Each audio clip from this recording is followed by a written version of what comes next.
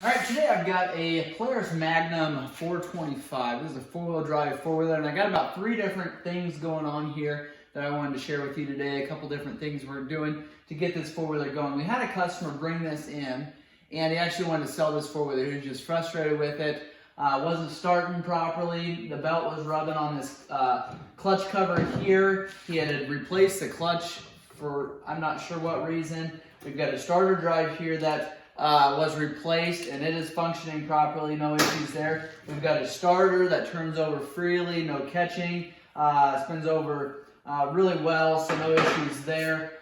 We've got a battery that's just hanging off the side here. On the other side, we've got a major transmission noise. So I want to go over a couple of those things with you to start. When he brought this four-wheeler in, it wasn't running. He had taken the battery out and said that it was a good battery. He wanted to sell this to me, gave me a reasonable deal on it, but wanted the battery back because it was a brand new battery. So I put a battery in here. It was a used battery.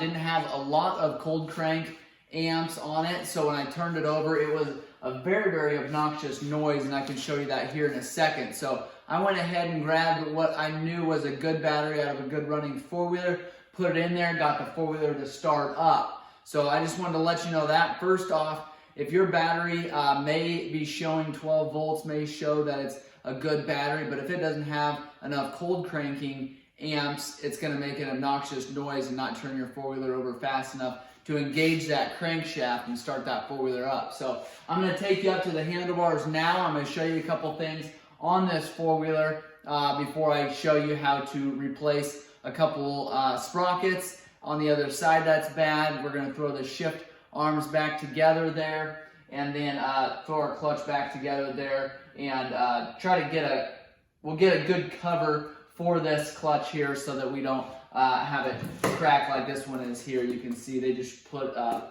little bit of duct tape on there to seal it up, but that's not the proper fix, and I don't, to be honest, know exactly what's going on here. If that clutch that they replace it with, which is a genuine clutch, but it might be slightly different, might be taller, but it shouldn't be hitting this clutch cover like it does. So I'm going to also look at that when we're over there. All right, on this side here, we put this battery in to start here just to see if we get it to go. It did not go. We've got a firepower battery here. You can see there 240 cold cranking amps on this battery. It replaces the YTX 14 HBS.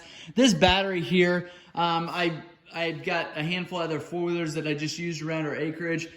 And this one here, we pulled out of a Honda 4-track. So it doesn't fit in there properly. It does get the four-wheeler to start up and run. Going to the other side, I'm going to show you how to service this four-wheeler here in a separate video, but I wanted to hop up there and show you a couple different things.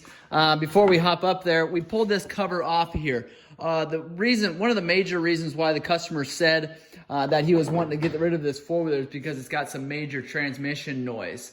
Just first glance, I looked at it here and I see there that sprocket, that front sprocket there on your transmission, so there's your transmission gear case there, there's your front sprocket that goes to the back of your four-wheeler there. That sprocket is completely worn down to almost nothing. It's got basically nothing on the teeth there. So I'm guessing the transmission noise that he was talking about was that chain just slipping over top of that sprocket.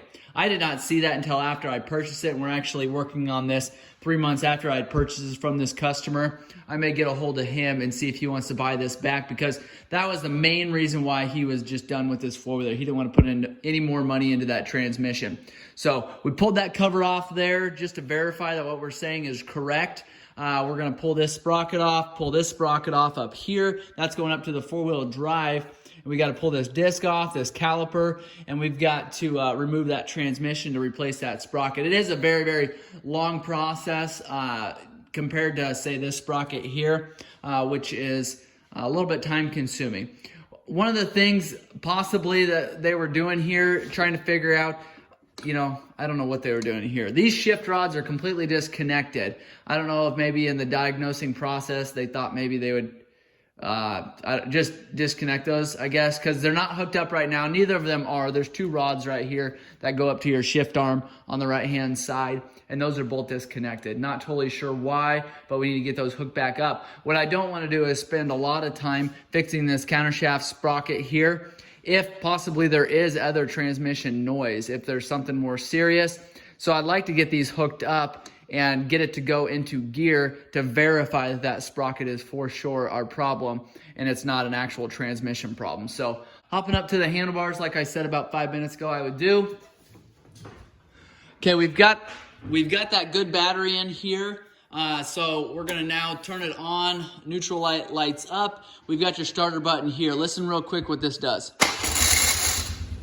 Okay, very obnoxious noise to start. That's not completely uncommon.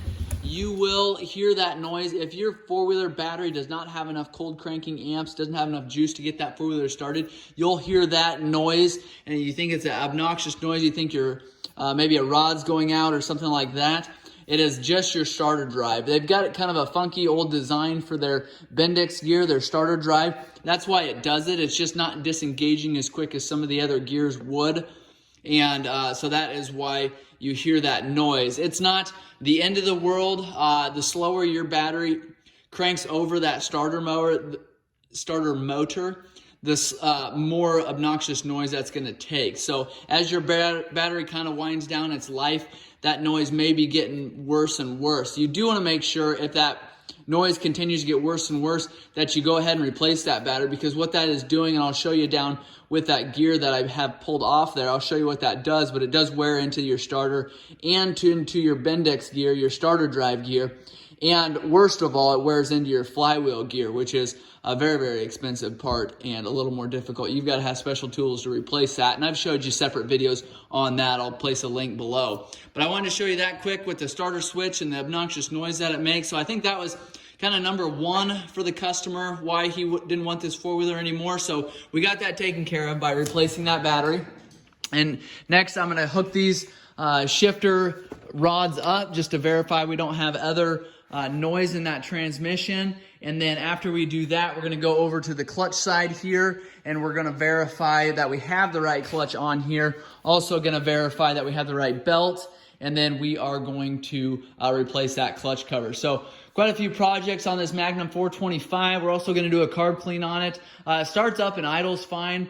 If you choke it, give it some gas. So I'm thinking we've got a pilot jet issue. I've got countless videos on carb cleans on these Magnum 425s, but I'll post a link below on that. Then, like I said, we're going to service it as well. So keep an eye out for the rest of my videos on this four-wheeler. Make sure you hit the notification bell below. Make sure you subscribe to our channel. Share this video with friends and family so they can have ATVs that run great again. I appreciate you guys watching.